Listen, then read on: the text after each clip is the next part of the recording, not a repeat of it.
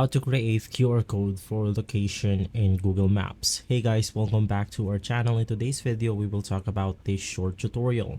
Basically, first things first, you want to go ahead and open up your Google Maps application right here. And once inside, you can just go ahead and choose any location that you wish to share the QR code of.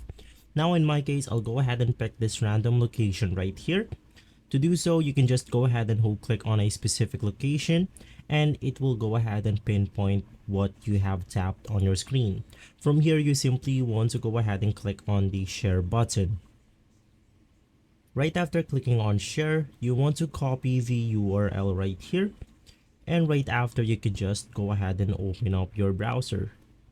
Once inside your browser, you want to go ahead and type Code Monkey or QR Monkey. And from here, you want to open up qr-monkey.com. Just go ahead and add your URL.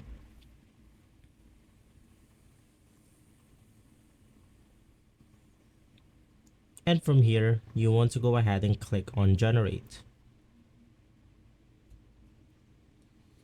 And so, if this video has been helpful, please leave us a like and subscribe. I'll see you on the next one. Thank you.